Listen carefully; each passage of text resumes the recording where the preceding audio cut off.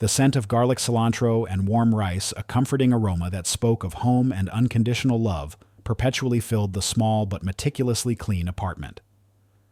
Inside Jamal, a bright 16-year-old black teenager moved with a quiet purpose that belied his age.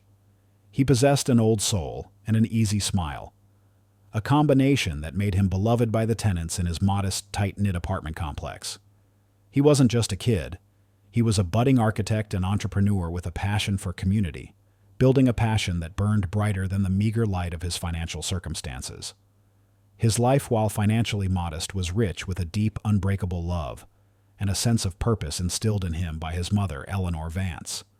Eleanor was a brilliant, compassionate woman who worked tirelessly as a hospital janitor, her hands calloused but her spirit unyielding. She had a fierce work ethic and a deep sense of dignity, values she poured into her son with every late-night story and early morning hug. Their apartment, a testament to Eleanor's quiet resilience, was a sanctuary of love and ambition. A shelf overflowed with books on architecture, urban planning, and finance, a collection of worn spines and dog-eared pages that were Jamal's most prized possessions. On a small, meticulously organized desk, a single lamp cast a warm pool of light over stacks of graph paper and finely sharpened pencils, where Jamal spent hours sketching intricate building designs. His drawings were not just fantastical castles, they were blueprints for a better world: community centers, affordable housing complexes, and libraries that were both beautiful and energy efficient. The family's emotional bond, a bedrock of mutual respect and unwavering support, was the story's true foundation. Eleanor saw Jamal's dreams not as flights of fancy, but as tangible goals, and she worked every extra shift to afford the books and art supplies that fueled his genius. Jamal was working on a passion project, a detailed business plan for a community youth center he envisioned for their neighborhood. He carried a worn, leather-bound notebook filled with his architectural drawings and business ideas everywhere he went, a tangible symbol of his ambition and immense potential. He wasn't just dreaming. He was meticulously costing out materials, designing efficient layouts that would minimize environmental impact, and researching complex funding models. He had a profound, almost innate understanding of numbers and complex systems, a skill he inherited from his late grandmother, who was a brilliant but unrecognized accountant, whose own dreams of running a business had been stifled by the very systemic barriers Jamal now faced. This talent, a legacy of mathematical genius passed down through his family, was his secret weapon, a quiet strength that he had yet to fully unleash. One late afternoon, as the sun began to dip below the horizon, casting long golden shadows across the street, Jamal was walking home from the community library. His mind was a whirlwind of calculations and design adjustments, his worn notebook clutched tightly in his hand. He noticed his elderly neighbor, Mrs. Gable, a kind woman with a perpetually weary expression, struggling to carry 3 heavy bags of groceries up a long, daunting flight of stairs. She was frail, and the weight of the bags seemed immense, her shoulders trembling with the effort. Without a moment's hesitation, without even stopping to consider the meticulous plan he was drafting in his head, Jamal put his own notebook into his worn backpack and rushed to her side. "Mrs. Gable, let me help you with that," he said, his voice gentle and his smile genuine. Before she could protest, he effortlessly took the 2 heaviest bags from her, his young strength a stark contrast to her frailty. He didn't just carry them. He walked slowly beside her, making sure she didn't stumble. He talked to her, listened intently to her stories about her own grandchildren, and the neighborhood gossip, offering a listening ear and a kind word. When they reached her door, he placed the bags carefully on her kitchen counter and offered to help her every week. "You are such a good boy, Jamal," she said, her eyes welling up with tears of gratitude. "Your mother raised a real gentleman." Jamal simply shrugged, his smile wide and humble. "It's nothing, Mrs. Gable. It's what neighbors are for." This small act of quiet, genuine kindness, performed without any thought of reward, was a perfect demonstration of Jamal's character. It established his inherent dignity and his compassionate heart, securing the reader's immediate empathy. He was a young man of profound intelligence and integrity, a young man with a vision for a better world, both in his architectural blueprints and in his everyday actions. This was the quiet, determined person who was about to have his world shattered by a force he couldn't fight with a gentle word or a kind gesture. A new urgent financial crisis, cold and unyielding, began to subtly unravel the carefully constructed world Jamal and Eleanor had built. It started as a faint whisper of pain in Eleanor's lower back, a familiar ache she had learned to ignore after decades of strenuous physical labor as a hospital janitor.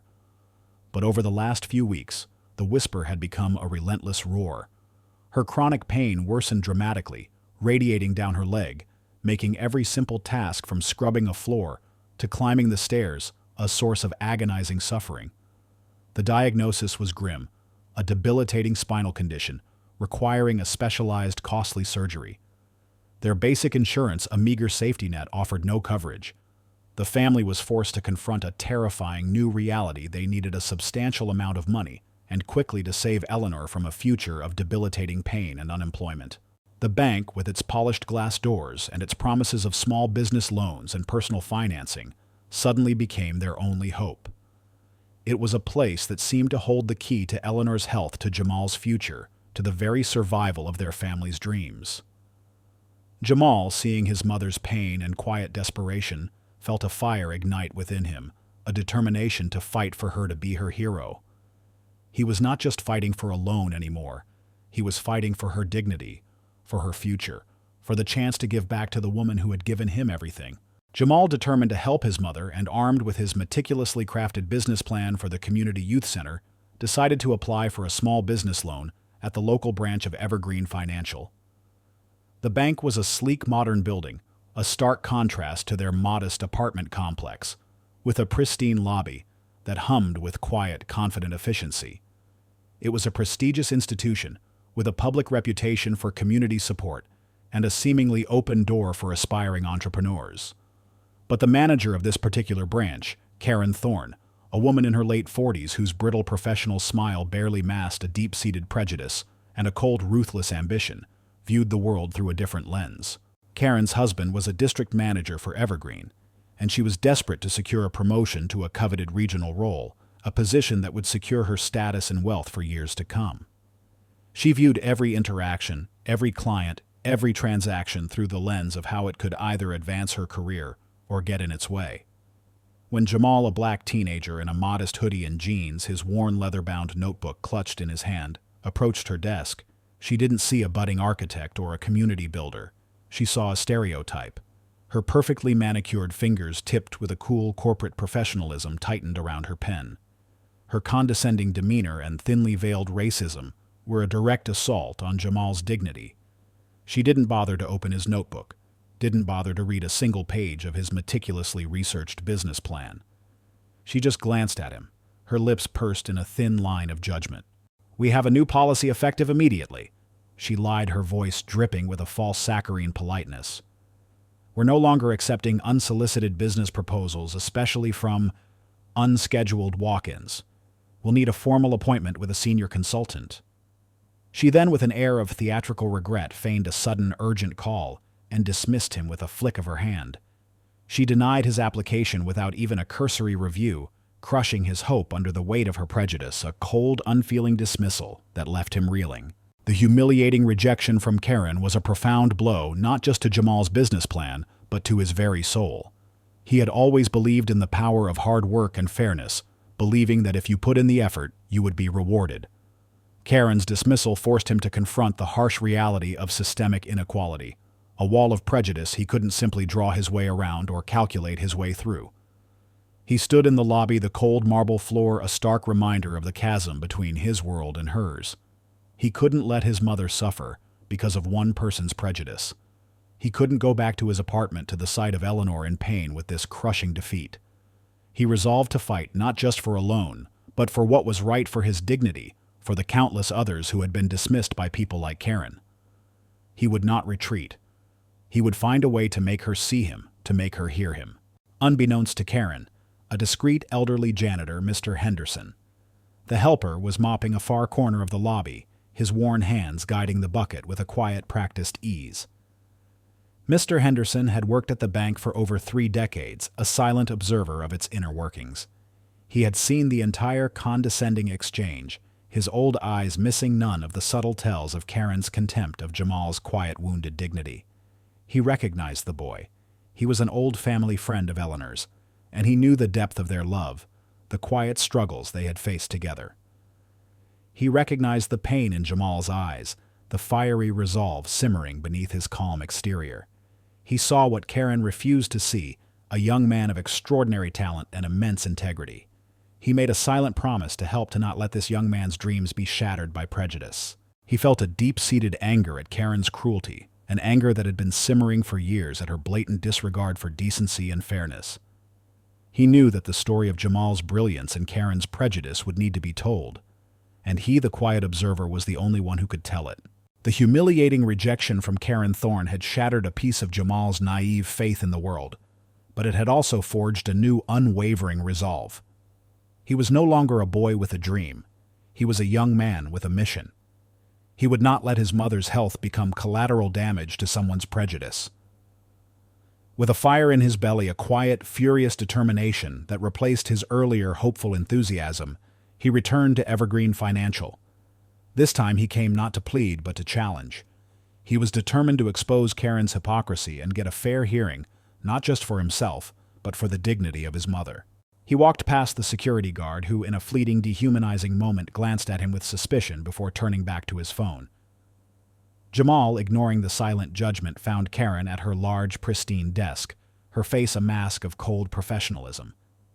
"I believe I deserve a fair review of my business plan, Ms. Thorne," he said, his voice calm but firm, holding his worn notebook. "This is about more than just a loan. It's about a community and my mother's health." Karen, initially startled by his return, quickly recovered. Her arrogance, however, got the better of her. She saw an opportunity to not just dismiss him again, but to publicly humiliate him. She decided to educate him on the complexities of finance, to show her colleagues how a real professional handled such a disruptive situation.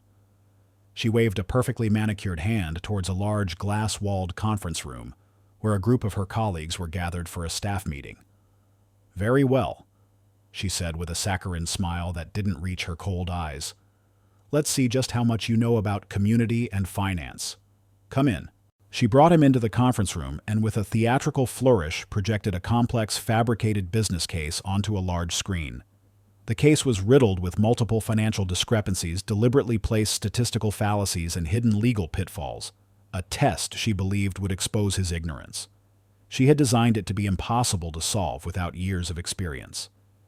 She leaned back in her chair, a smug smile playing on her lips, her colleagues watching, with a mixture of confusion and morbid curiosity.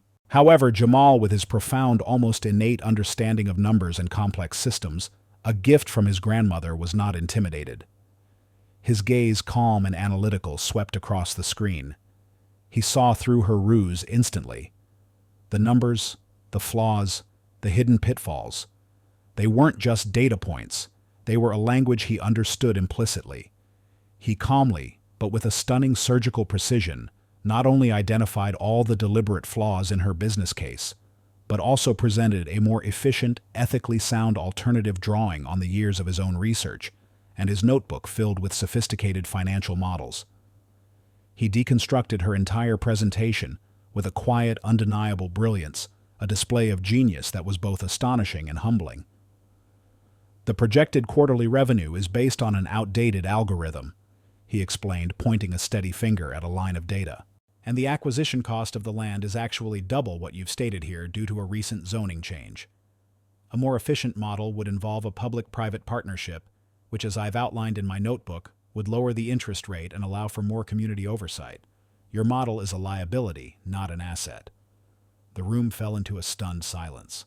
This extraordinary display of financial acumen and raw talent, this calm, brilliant dismantling of a case designed to humiliate him, was witnessed by only two individuals who truly mattered in this moment.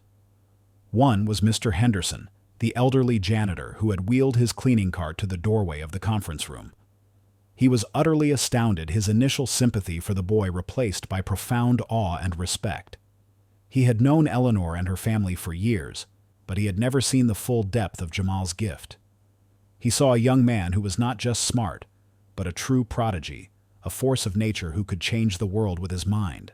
The other witness was Karen Thorne, who, having watched her carefully crafted case and her professional credibility unravel before her eyes, was consumed by a blinding, venomous fury. Her face, which had been a mask of smug satisfaction just moments before, was now a portrait of utter silent rage. She realized Jamal was not a simple kid, he was a threat.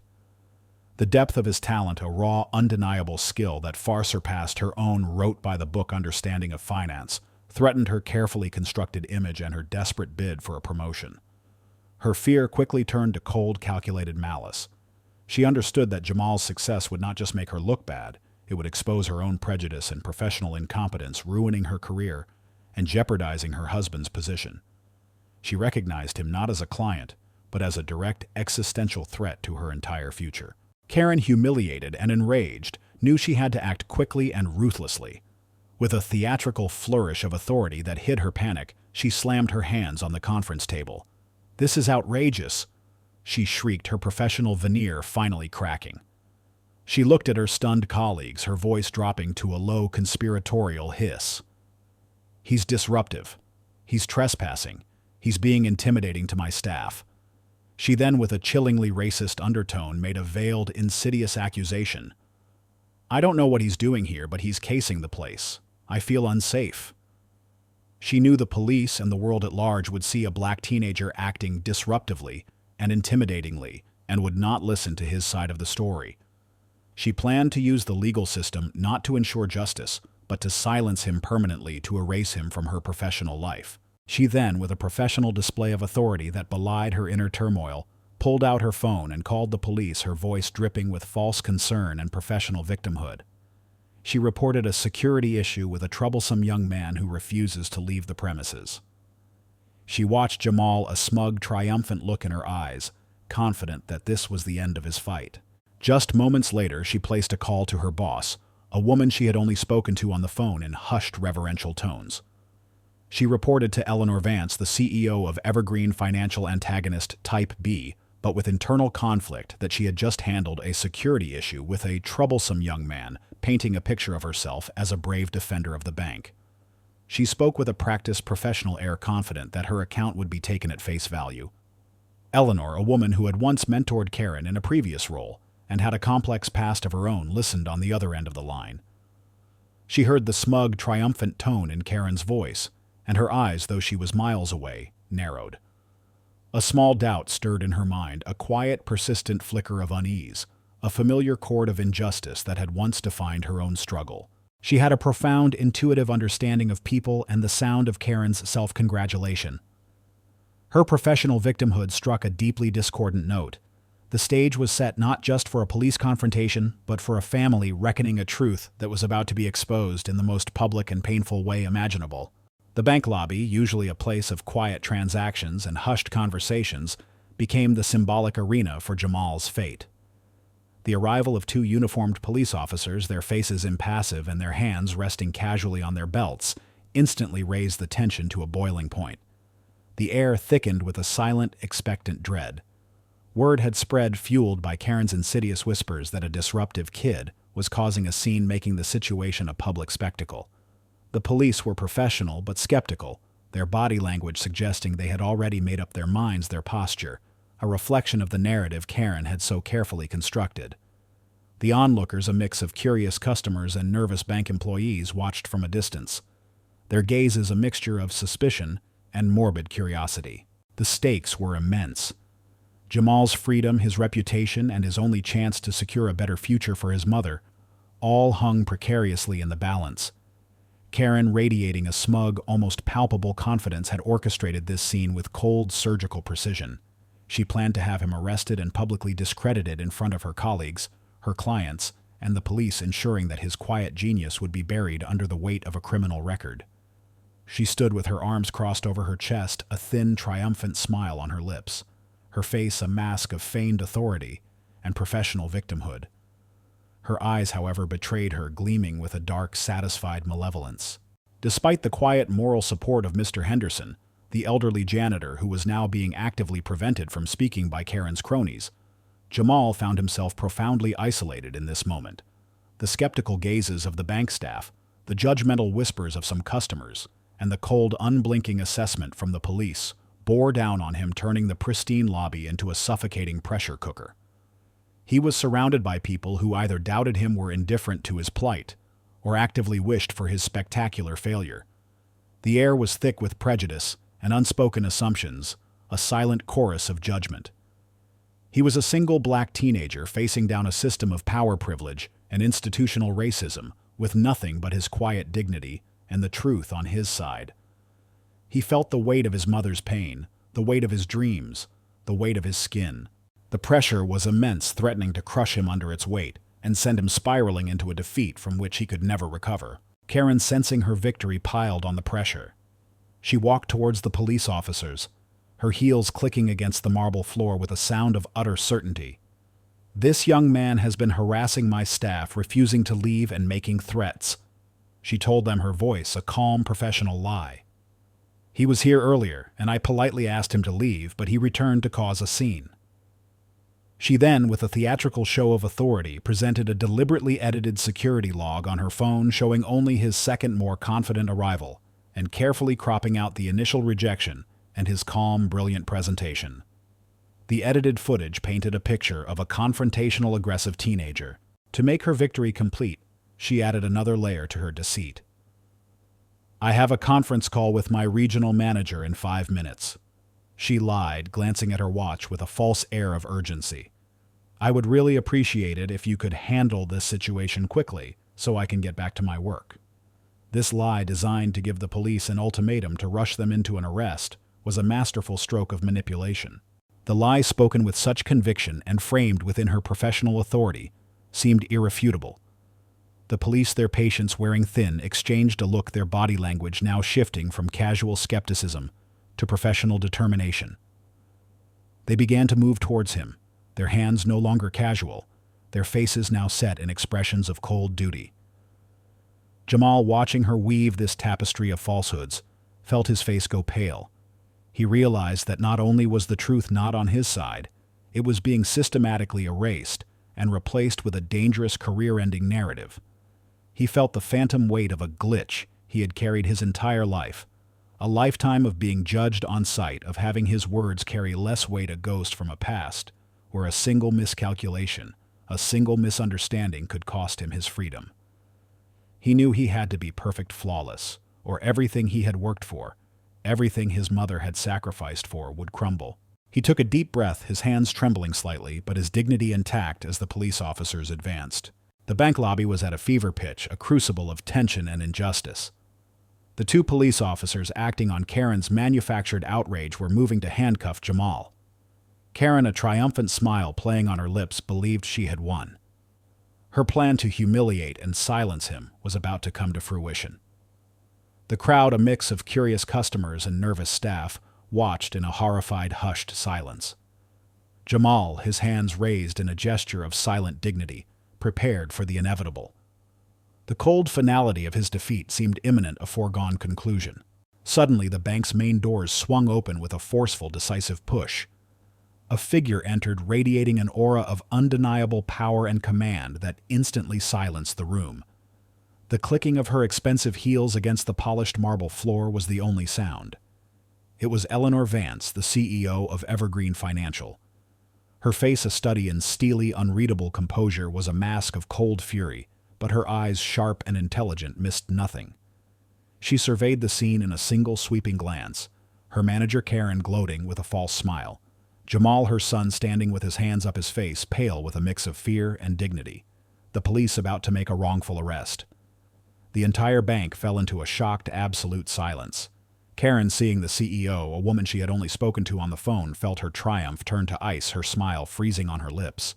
The police froze their hands, hovering, unsure how to proceed. It was the ultimate chaotic moment, a truly breathless moment, where everything seemed irrevocably lost.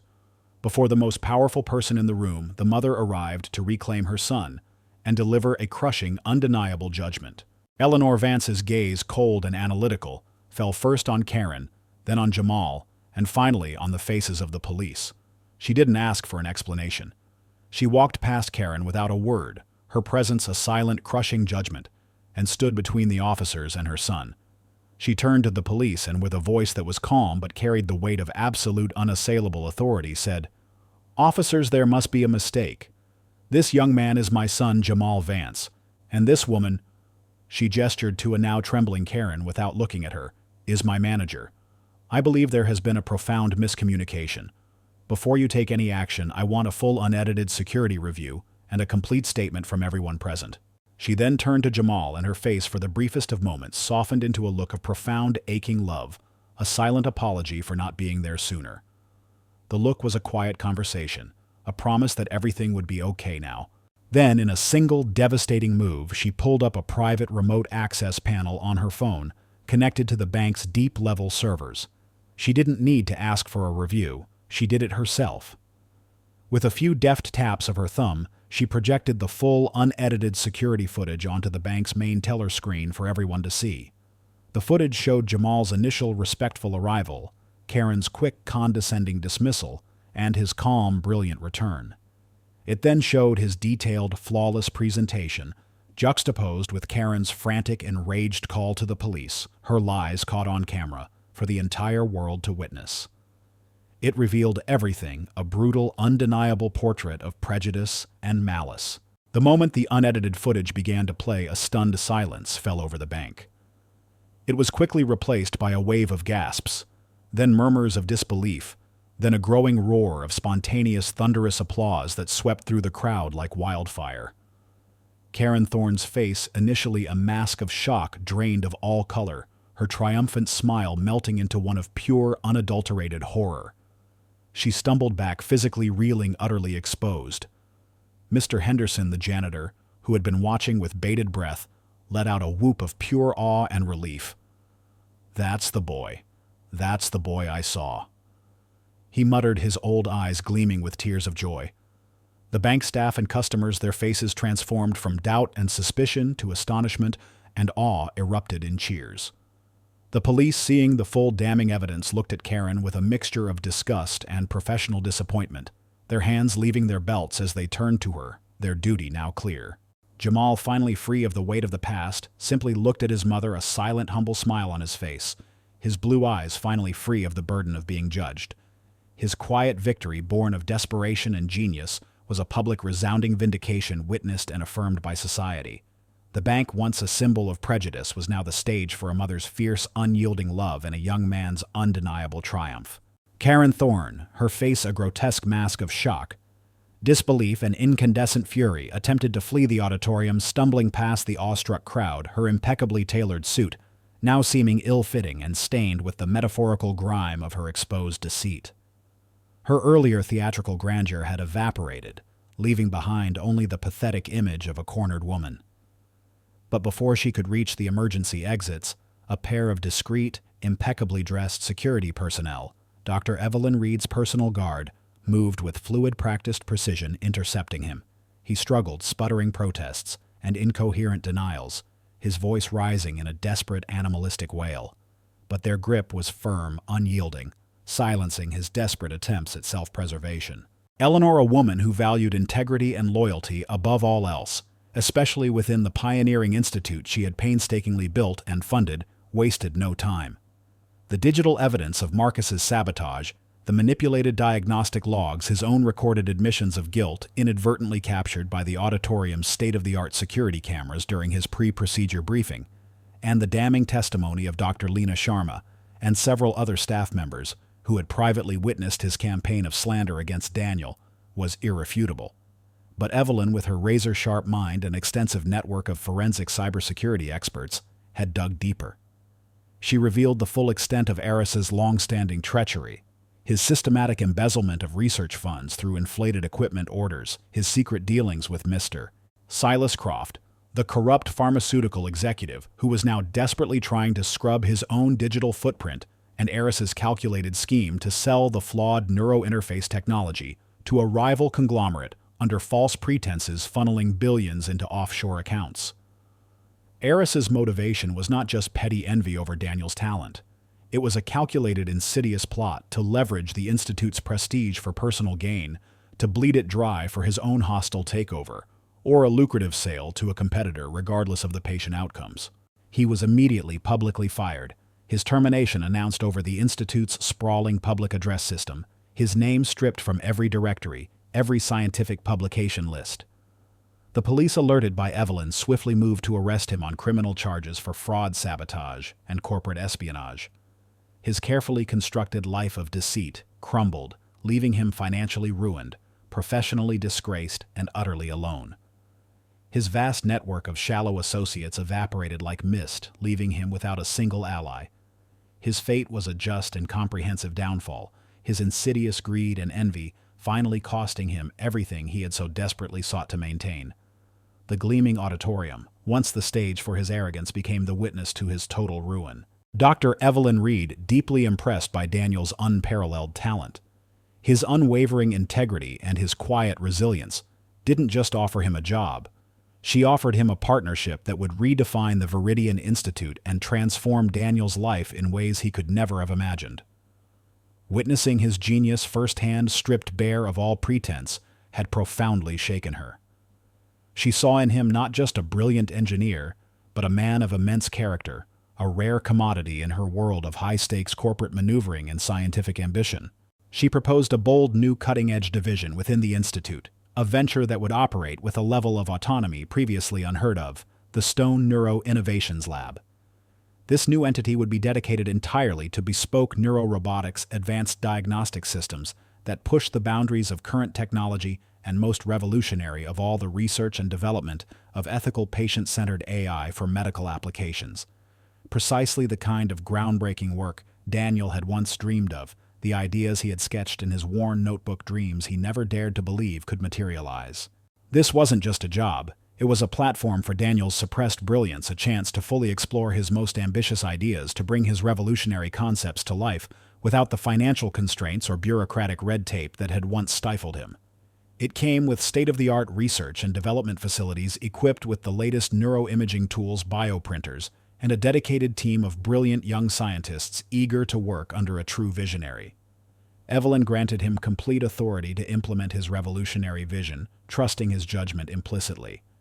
This new role provided him with not just immense financial stability, allowing him to easily afford Maya's ongoing medical care and ensure her future security, but also profound intellectual fulfillment, a respected place in the world, and the unparalleled opportunity to truly impact medical science on a global scale. Evelyn, initially a shrewd CEO driven by groundbreaking research and market share, revealed a deeper, more compassionate side.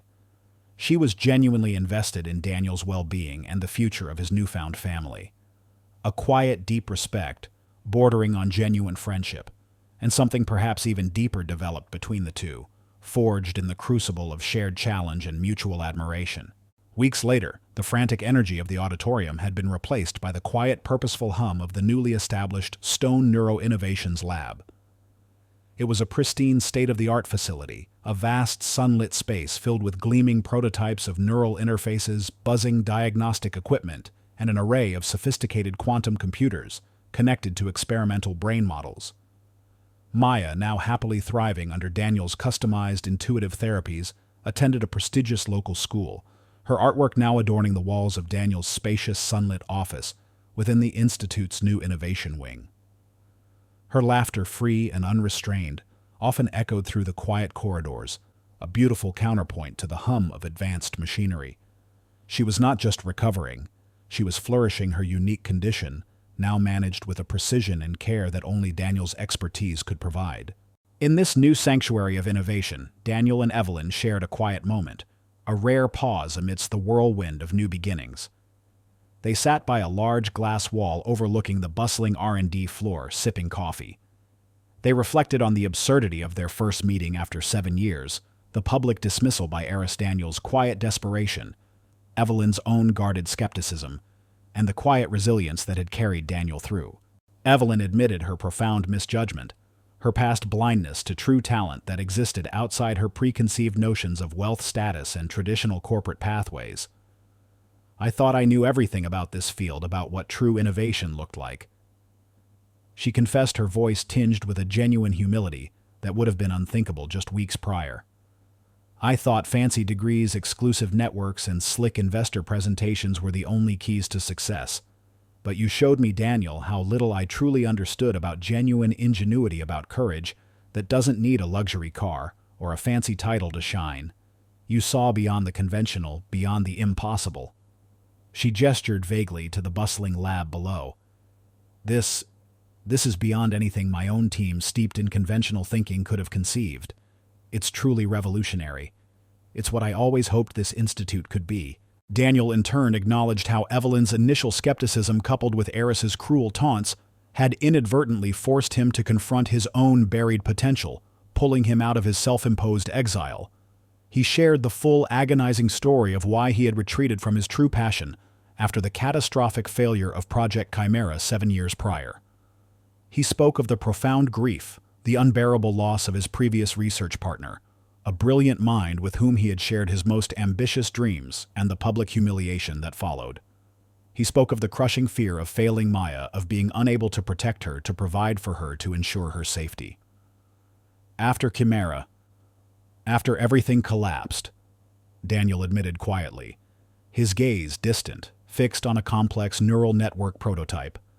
The joy of it, the drive just vanished. Every algorithm I wrote, every line of code, it felt tainted.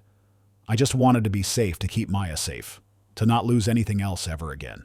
I blame myself, even though I knew it was an accident. The pressure, the public scrutiny, it all just became too much. The ensuing self-blame, despite the tragedy being an unforeseen technical failure that no one could have predicted or prevented, had led to profound burnout, a gnawing guilt and a desperate desire to escape the pressure, to simply care for his daughter in a tangible, uncomplicated way, away from the harsh glare of the scientific spotlight. This shared vulnerability deepened their connection, forging a bond far stronger than any business partnership. It was a friendship built on mutual respect, understanding, and a shared commitment to a future where innovation served human needs in its most profound and compassionate forms. Daniel still sketched intricate neural network designs in his worn notebook, a habit he now embraced with a lightness and joy he hadn't felt in years. His mind was finally free to create beauty and purpose without the crushing pressure of past failure. The quiet single dad had not only found his voice, but his true calling once more. 7 years later, the faint scent of old paper and the quiet aroma of freshly brewed coffee still occasionally clung to Jamal Vance's familiar comforts, that now mingled with the crisp, clean scent of ozone and the polished gleam of advanced technology. The quiet teenager who was once mocked for his humble attire and haunted by past injustices was now a celebrated figure, his name whispered with reverence in the cutting-edge circles of global finance and urban planning. Jamal Vance had not merely rebuilt his life. He had revolutionized an entire field, transforming the very concept of ethical banking, community-driven investment, and sustainable urban design on a scale previously unimaginable. He was now the world-renowned head of Vance Community Innovations, a formidable division within Evergreen Financial, responsible for pioneering bespoke financial models, advanced urban development projects, and revolutionary AI-driven loan systems that factored in a person's character and potential, not just their credit score. His name was synonymous not just with financial brilliance and unwavering dedication, but with the quiet, profound integrity that had defined him even in his darkest hours. He and Eleanor Vance were no longer just a mother and son. Their bond had deepened into a profound partnership forged in the crucible of shared challenge, mutual admiration, and the almost miraculous transformation Jamal had wrought within her bank. Jamal's personal life had found a serene, beautiful rhythm, a sanctuary of peace and abundant purpose. He now lived in a stunning, secure home, nestled in a quiet green suburb meticulously designed by a specialized architect to blend modern efficiency with a warm, inviting charm. It was a place of abundant natural light, open spaces, and quiet joy. A stark, comforting contrast to the cramped apartment above the bookstore and the constant gnawing financial anxieties that had once defined their existence. The house, while undoubtedly spacious and well-appointed, was not ostentatious. It was a testament to the stability and comfort he had finally achieved, a true home built on unwavering foundations of love, resilience, and hard-won success.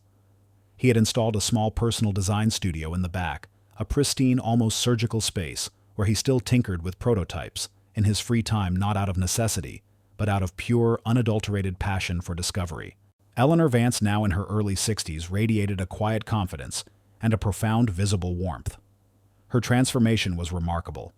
The shrewd CEO, once defined by her ruthless efficiency and a subtle, almost imperceptible air of detached superiority, had softened, revealing a compassionate core. Her initial skepticism and the harsh realities of the corporate world had given way to a profound respect and genuine affection for her son and his uncompromising principles. She had learned from Jamal that true value lay not just in financial breakthroughs and market dominance, but in integrity and quiet talent, and in investing in people. She had not only fully embraced Jamal's vision, but had become his staunchest advocate, leveraging her vast influence to champion his projects and defend his innovative, often unconventional approaches against any lingering resistance from the more traditional elements of the banking industry. Working closely with Jamal, she often joined him at international conferences and industry summits. Her compelling story of corporate transformation, adding a powerful human element to his groundbreaking work. Her presence was a constant reminder of the lives they touched, the industry they were reshaping together. She had become a truly influential figure, not just in banking, but in ethical leadership. Jamal's legacy had transcended his personal success, blooming into a powerful force for social change. Never forgetting his own struggles, the quiet indignity of being dismissed, and the profound injustice that had once driven him to the brink of despair, he had poured his heart and a significant portion of his new resources into giving back. He established a thriving nonprofit foundation, largely funded by Evergreen Financial, and bolstered by global donations from leading tech corporations, financial firms, and private individuals, called the Phoenix Fund. Its mission was simple yet profound: to provide free or low-cost small business loans and financial literacy services for underprivileged entrepreneurs, and more importantly, to offer comprehensive hands-on vocational training and apprenticeship programs in urban planning and financial analytics for at-risk youth and individuals from marginalized communities. He personally oversaw the Phoenix Fund's programs, mentoring young apprentices, guiding them through their training journeys, and sharing not just practical scientific skills, but more importantly, imparting invaluable lessons in self-reliance, integrity, and the quiet, profound power of finding new purpose through honest, meaningful work. He helped them translate their innate talents into marketable skills, connecting them with jobs, providing mentorship, and building a community of support. The worn copy of the business plan he had presented to Karen Thorne, now lovingly rebound and inscribed with Eleanor's elegant handwriting, was proudly displayed in the entrance of the Phoenix Fund, a powerful symbol of resilience, second chances, and the beauty of human potential. It was a tangible reminder of where he had come from and how far he had come. He often spoke at vocational schools, community centers, and scientific conferences around the world, sharing his extraordinary story, emphasizing that true value lay not in outward appearances or material wealth, but in inherent skill, in unwavering character, and in the transformative power of a second chance. His message resonated deeply, inspiring a new generation of architects, entrepreneurs, and social entrepreneurs to join his cause. The story culminates on a warm, late-afternoon sunlight streaming through the immense soaring glass facade of the Evergreen Financial's newly inaugurated Vance Community Innovation Center. This state-of-the-art facility, sprawling and meticulously designed, was entirely funded by Eleanor and conceptualized by Jamal himself, embodying his vision of ethical banking and community-centered urban development. It was a cathedral of creativity, bristling with the latest in advanced prototyping technologies, virtual reality simulation suites, and a fully functional zero-emission cleanroom for assembling delicate biomedical devices, all designed to bring Jamal's revolutionary medical concepts to life, from concept to patient. Jamal and Eleanor stood together in the gleaming multi-tiered showroom, showcasing Vance Community Innovation's latest creation, the Resilience Microloan System. A sleek, powerful, and remarkably affordable AI-driven system designed for at-home neurological recovery and cognitive enhancement, a direct spiritual successor to the bespoke therapy Daniel had designed for Maya. Eleanor, radiating quiet pride, was unveiling the Resilience Suite to a captivated audience of industry leaders, medical professionals, and prospective patients. She highlighted its innovative modular AI architecture, its user-friendly interface, and its personalized feedback systems, all hallmarks of Daniel's design philosophy and his unwavering commitment to accessible ethical healthcare. As she spoke, Maya, standing tall beside her father, held a tablet displaying intricate schematics for the Resilience Suite's next-generation predictive analytics and its sustainable localized manufacturing processes, her youthful brilliance already shaping the future of the company. Her face beamed with pride, a reflection of the profound impact her father had made, not just in her life, but on the world.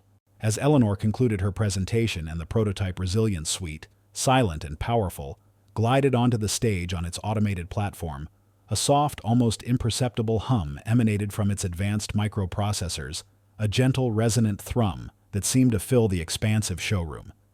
It was the symphony of progress, the harmonious culmination of years of dedicated research, compassionate leadership, and unwavering belief in the impossible. This wasn't just technology, it was a living, breathing testament to their shared mission. Jamal put a gentle, loving arm around Maya's shoulders, then exchanged a look of profound respect with Eleanor, whose eyes held a depth of gratitude and shared vision that transcended words. A warm, knowing smile passed between Daniel and Dr. Lena Sharma, his former secret ally, and now a trusted colleague who stood nearby witnessing the extraordinary fruits of their improbable partnership. The quiet single dad who had once guarded an empty complex, once broken and invisible, had become the master of innovation, building a legacy not just of unparalleled neurorobotics excellence and ethical AI development, but of boundless hope, compassion, and restored dignity for countless others. He had left an indelible mark on the world, one perfectly tuned neural interface, one rehabilitated life, one ethical AI solution at a time. The world was still full of challenges, full of medical and human flaws. But for Daniel and his family, the family he chose, the family he built, through courage and compassion and the countless lives he touched through the Phoenix Neuro Hub, the future was an open horizon, full of infinite promise, built on unshakable foundations of resilience, integrity, and boundless transformative purpose. The old bookstore, once a symbol of his struggles, now stood as a testament to the enduring power of a single honest man, and the woman who saw beyond the quiet facade to the pure genius within. If this story stirred your heart, if it reminds you that courage can alter destinies, and that light always finds a path even in the deepest darkness, please leave a comment. Share this story with those who need inspiration. Like, subscribe, and hit the bell to never miss our upcoming narratives that delve into the profound human spirit and the power of unseen heroes. Thank you for joining our journey.